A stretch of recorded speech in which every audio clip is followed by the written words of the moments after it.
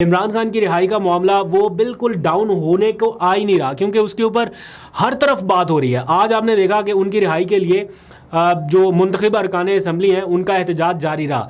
2 دن پہلے یہاں پر یہ اسٹریک شروع کی گئی پارلیمنٹ کے باہر، اور اب یہ پنجاب اسمبلی تک پہنچ گئی، اور پنجاب اسمبلی میں آج احتجاج ہوا۔ پھر ہم نے دیکھا عدلیہ آزادی کا جو کنونشن تھا جو وکلا کے لیے تھا، اس میں پی ٹی آئی کی لیڈرشپ نے شرکت کی، اور وہ کنونشن جو تھا وہ عمران خان کی آزادی کا کنونشن بن گیا، یا عمران خان کی رہائی کے مطالبے کا کنونشن بنا۔ اور پھر اسی کنونشن میں تقاریر ہوئیں کہ ہم عمران خان کے لیے تحریک شروع کریں گے جی پی او سے، اور پھر وکلا نے اپنی ریلی شروع کی، اور سخت گرمی میں سخت تپش میں یہ لوگ باہر نکلے، ایک پورا مومنٹم جو ہے وہ کریٹ ہوا۔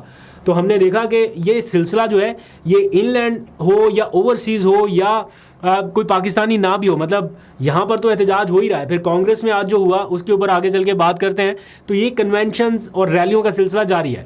پھر آج ایک امن کنونشن بھی ہوا خیبر پختونخوا میں، جو کہ ایک جرگہ بلایا گیا تھا ممکنہ آپریشن کے حوالے سے قبائلی عمائدین کی رائے لینے کے لیے۔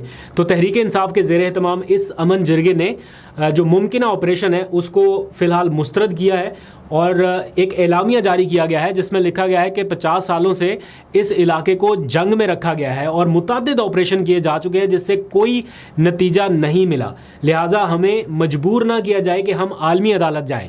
اب یہ ایک بہت بڑا اعلان یا بہت بڑا سٹیپ ہے، بہرحال دیکھتے ہیں کہ اس کے اوپر کیا پیش رفت ہوتی ہے۔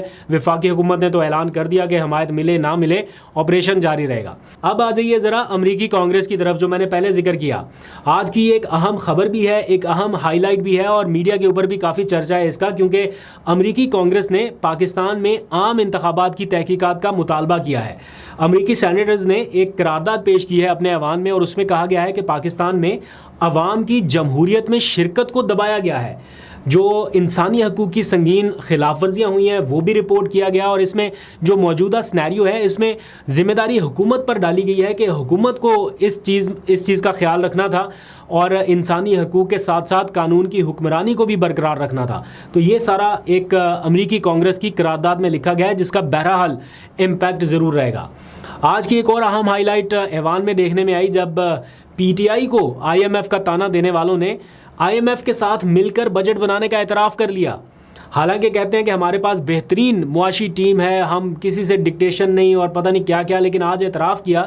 یہ بجٹ کس کی ڈکٹیشن پر بنایا؟ وزیر اعظم نے بتایا کہ جناب آئی ایم ایف کے ساتھ مل کر یہ بجٹ بنایا گیا ہے۔ تو اس کے اوپر جو پی ٹی آئی کے لے دے ہو رہی تھی، جب P T I M F کے ساتھ انگیج تھی، تو کیا کیا بیانات آ رہے تھے صحافیوں کے، تجزیہ نگاروں کے، اینکرز کے، کس قسم کے بیانات آ رہے تھے آئی ایم ایف کو لے کے۔ اور آج کے دن آپ منافقت کا اندازہ کریں کہ جب آج آئی ایم ایف کی بات ہوتی ہے تو شکر الحمدللہ کہتے ہیں کہ شکر الحمدللہ، یہ بہت بڑی خبر ہے، یہ بہت بڑی اچیومنٹ ہے، اس طرح سے یہ باتیں کرتے ہیں۔ اینی ویز، آج مولانا فضل الرحمان نے بھی بجٹ اجلاس میں شرکت کی ہے، اور ٹیکسوں کی جو بھرمار ہے اس وقت، اس پر انہوں نے کافی حکومت کو آڑے ہاتھوں لیا ہے، اور یہ کہا کہ اگر قوم کو ان کے حقوق نہیں دے سکتے تو آپ ٹیکس وصول بھی نہیں کر سکتے، اور یہ بھی کہا کہ عوام کو آپ لوگوں پر اعتماد نہیں ہے۔ لیکن پھر ساتھ ہی شہباز شریف کے ساتھ وہ ہاتھ بھی ملاتے ہیں، اچھے خوشگپیوں کے ماحول میں بھی نظر آتے ہیں۔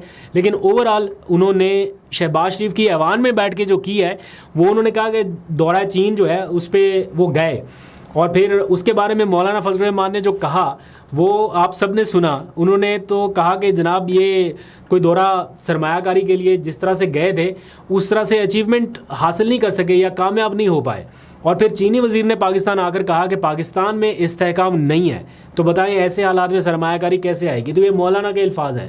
خیر، دوسری طرف مولانا کی اور پی ٹی آئی کی ملاقاتوں کا سلسلہ جاری ہے۔ 3 دنوں میں دوسری ملاقات ہو چکی، اب میرا خیال معاملات فائنل مرحلے کی طرف بڑھ رہے ہیں۔ تو لیٹس سی کیا ہوتا ہے، آپ کو اپڈیٹ کرتے رہیں گے۔